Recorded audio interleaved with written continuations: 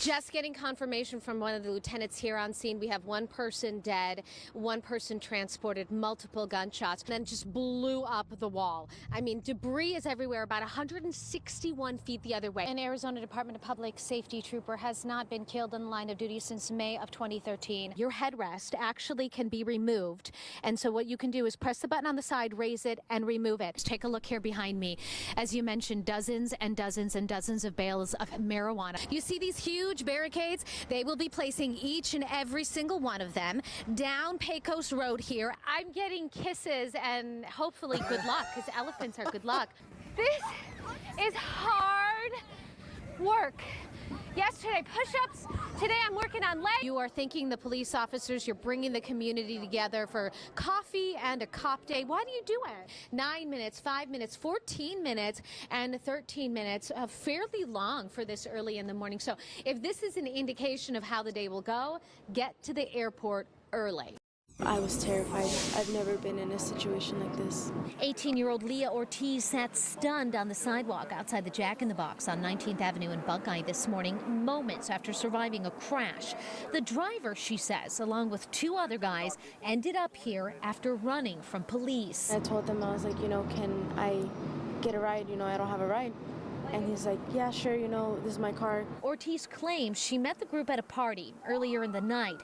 After they left, things took a turn for the worse. We have a possible hit and run that occurred on the freeway, a aggravated assault that may have occurred. That's what the officer was initially responding to. We also have the failure to stop for the officer, the felony flight, the aggravated assault when he struck the officer's vehicle. When they stopped the first time, when they backed up into the cop, I was going to get out then. But by that time, he had already put the car in reverse, and by the time I was trying to unlock the lock, I was too late. We were already driving. Scared for her life, Ortiz says she begged the driver to let her out, but he just kept running until he lost control. As soon as they hit, I had covered my face like this. Police tell us after the car crash, the 18-year-old female stayed put. One male ran into the bathroom of the Jack in the Box where he was apprehended. A second male was caught in the backyard of a nearby home. And the suspect who was driving, he had it out with the police officer right over there. The officers chased him on foot. The driver turned and produced a set of brass knuckles. The officer suffered several broken bones in his hands. He was rushed to a hospital. As detectives removed several cases of beer from the trunk, Ortiz watched, regretting her decision. If I could go back and change anything, it'd be to not get in that car. Anita Roman, Fox 10 News. Go in and sit. When the lights are turned off at Susie's Mama Bear Child Care Center in Phoenix, it's not always nap time. Twinkle, twinkle, little star, how I wonder what you are. It might be a wake-up call. World so high. A difficult life lesson for children who probably aren't even ready to learn it yet. Once it's dark in the classroom, lead teacher for 3-year-olds Lynn Thompson closes the blinds and ushers her students into a closet or bathroom. Everybody up. 1, 2, 3, 4. Everybody up. Follow me. Follow me. Come on. And sit. Now scoot back. Go on around. Good job. They trust me. And that's the key. What's key for Thompson is saving lives in a worst-case scenario. 1, 2, 3. A daycare teacher for 29 years now, she never imagined practicing an active shooter drill with the young children she spends her days with. It's harder for this age group, but if you do songs already that they know, when you go in there for a quiet drill to keep them quiet, it's all quiet songs. And they're already ones that they know. Shh can mean a lot of things to a lot of different children. Owner and director of Susie's Mama Bear, Susie Sanson, has 40 years of experience in child care. She knows a 1, 2, or 3-year-old will react differently to an emergency than a 12, 13, or 14-year-old, for example. Part of the reason she makes sure everyone is prepared. This is our evacuation procedures. Sanson runs a quarterly training session so every teacher and staff member is up to date. We do have set up to go and help, like in the 1's room or the 2's room where we are going to need more help. And so we would shuffle our support staff into those classrooms. we have different children every day, so you can't expect it to necessarily be the same every day. You have to be ready for change, and you have to think ahead of what could be. You guys rocking this. Scoot back. Miss Lynn says repetition is key, and that's why she practices this drill every single day. You do it every day. With the kids I have, they get used to it, because if some don't come, the days they did come, they're already used to it. Now everybody sit. Mrs. Thompson stocks the closet with water, snacks, blankets, whispering, even signing the songs that keep 3-year-olds distracted, and most importantly, quiet enough that a suspected shooter wouldn't hear them, willing to do anything to save them. If they come in our room, I will bolt myself against the door, which is what I was doing with my back up against the door, and the children, if they're bumping or whatever, I can still, oh, let's do the Wheels on the Bus. They're still quiet, they're still calm, and they're doing an action song. The driver on the bus says, move on back, all through the town. They're so little. I mean, that's, They're so innocent. But then you think about 10 years from now, what are they going to be talking about and worrying about? I mean, it's pretty scary. Both Sanson and Thompson say the drills aren't scary for the children, not yet anyway. They look at them as more of a game. Their innocence, unknown to them, changed, even by a simple drill. A necessary evil, says their teacher. It's a sad thing that we have to do, but that's what it is. Siete, ocho, nueve, diez. Anita Roman, Fox 10 News. Good job.